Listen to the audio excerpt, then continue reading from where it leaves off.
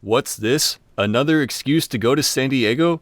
And the destination is right along the MTS Rapid 235 bus that people have been telling me so many good things about, that has good comfortable seats, and is actually faster than taking the coaster?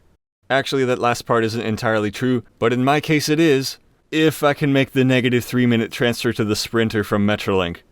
Well, let's give it a shot. Yes, we're here in Anaheim Canyon and we're going to San Diego. We're going to take Metrolink to Oceanside, the Sprinter to Escondido, and then get on the 235 bus down to City Heights because conveniently the location we're going to is right next to the stop on El Cajon Boulevard. I also did some reconnaissance last time I was in Escondido, and apparently the articulated buses they use on the 395 have the good bike racks that grip on top of the wheel, so I don't have to be paranoid with putting my bike on a bus that goes on the freeway. Speaking of bikes, the ulterior motive of this quest is, since Humble Servants of the Worm is located at Bikes Del Pueblo, a community bike shop in San Diego, I'm going to donate this bike because I feel like it's time to move on. It's definitely served me well. It's definitely very comfortable. It's just unnecessarily heavy. Blah, blah, blah. I hate these new bike racks. I'm scared to put my bike on the silver streak, so I'm getting rid of the bike. Squashy grapefruit, my train is on time. If I manage to get to Oceanside early, I can get the negative 3-minute transfer to the Sprinter, so that'll get me there earlier. And conveniently, the 235 bus is actually coordinated with the time of the Sprinter arriving in Escondido. You just walk out and get on right on the curb.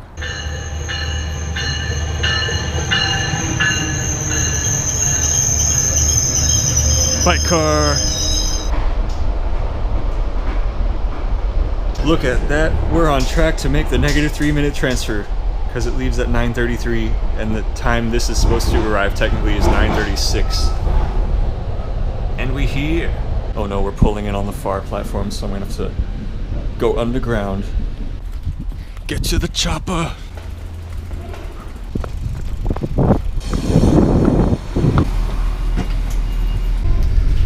Alright, we in here. For those unfamiliar with the Sprinter, it's the train between Oceanside and Escondido, which is about 15 to 20 miles inland from the ocean. It's a heavy rail, not a light rail. Say it with me, the Sprinter is not a light rail. Though it uses these unique train sets called diesel multiple units, which have the motive power integrated with the coaches, opposed to having a separate locomotive. Much of the Sprinter's route is paralleled by the Inland Rail Trail, a bike trail connecting Vista and Escondido, which I've been told will eventually reach the coast, and I'm looking forward to that. There's that big ball thing. The Sprinter runs on a former freight right-of-way, with the exception of the deviation to Cal State San Marcos, which is an elevated track that was constructed specifically for the Sprinter, and it gives some very nice views.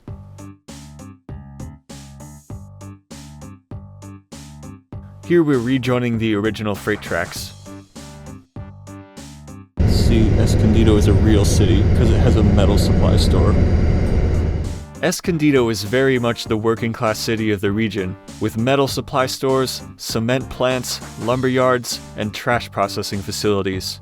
It's hard not to draw comparisons with Pomona in LA County, and interestingly both cities were incorporated in 1888. Later this year, Pomona too will have a direct rail connection with a beach city when the Metro A-line extension is complete. But more on that later. This video is about San Diego. Here we're passing the Sprinter maintenance facility just before the bridge over Escondido Creek, where the Inland Rail Trail meets the Escondido Creek Trail at Escondido Transit Center. And we're about to get off to catch the MTS 235 bus, which is conveniently boarding right on the side of the street, like opposed to the Breeze buses that have to go into the transit center. And it's right there. Ooh, it's the Sportworks Apex. These are, in my opinion, the best bike racks, as far as buses are concerned. Wow, look at these comfortable seats. I like how the wheel well is like a little cargo spot for my bags. We begin by heading west on Valley Parkway, saying farewell to the Sprinter. We cut over to Tulip Street and get on the 15 freeway on Hale Avenue. This on-ramp is notably only for the express lanes. We head south through Escondido towards our first stop at Del Lago Transit Center, which is close to the Escondido Mall.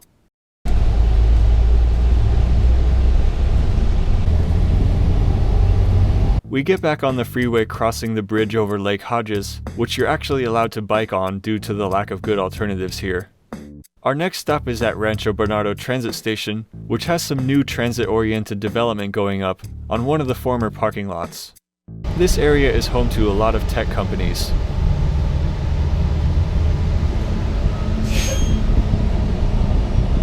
You'll notice that along this part of the route, all the stops have devoted toll lane on and off ramps on streets that don't have regular on-ramps. This was designed intentionally as a feature of the Rapid bus system.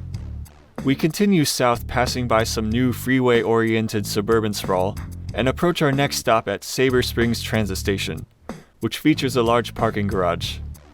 Sabre Springs, Escondido's transit station.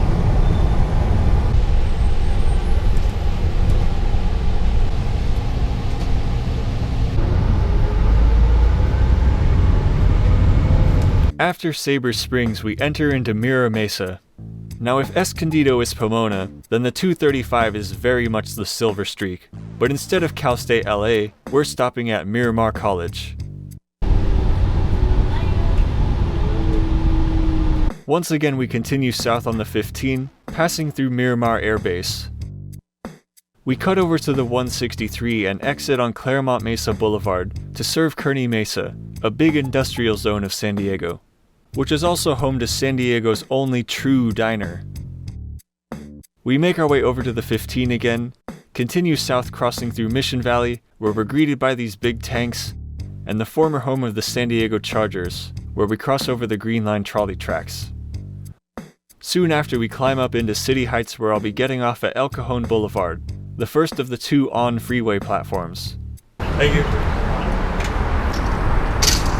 I mean, it's hard not to compare the 235 with the Silver Streak when they use the exact same buses. And like the Silver Streak, it's a stretch to call it a true bus rapid transit, with all the freeway deviation stops and so forth.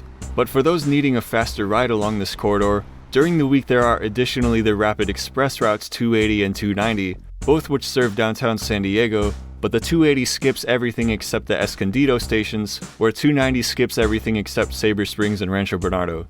But these only run in peak commuter hour directions, where the 235 runs all day. Pretty good. And it's only $250, the same cost as the regular bus.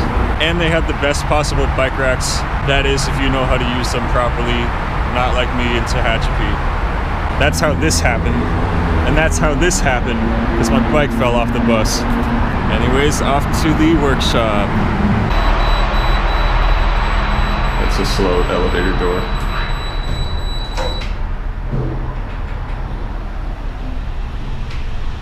This is why I wanted to try this route, because look at how transitly accessible Bikes Del Pueblo is. That is quite amazing. Yeah, I was just out here for Compost Carnival a few months ago. Now it's time to learn how to sew some tote bags. In this workshop, we learned how to use a sewing machine to make a tote bag from an old t-shirt, and mine turned out pretty cute.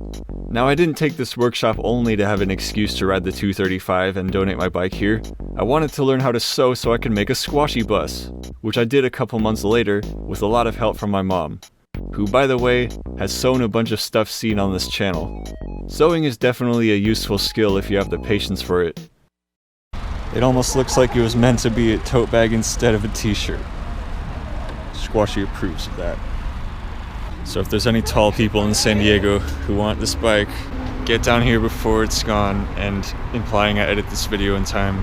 Well, I feel accomplished. I made a tote bag, I got rid of the bike, and I got to ride a bus that I haven't tried yet. Unfortunately, Bikes Del Pueblo is going to have to leave the spot later this year because the land is being developed. So no more transit accessible bike co-op community garden spot, but they'll find another one.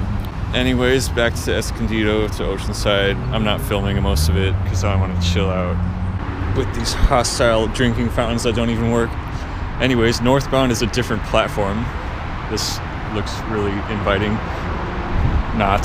I mean, if you're going to have your neighborhood ruined by a freeway being cut right through it, you might as well have a bus service on it. Ooh, it even tells you what side of the hour it arrives on. And we got us a nice brass plaque. Wow, that's pretty recent. And I know this from watching Trains Are Awesome. It has to be two platforms because if they wanted a single island platform, the bus would have to switch over onto the left side of the road because the doors are on the right.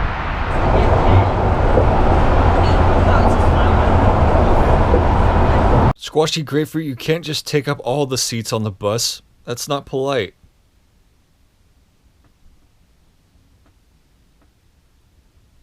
That's better. Get your stuff off the seats.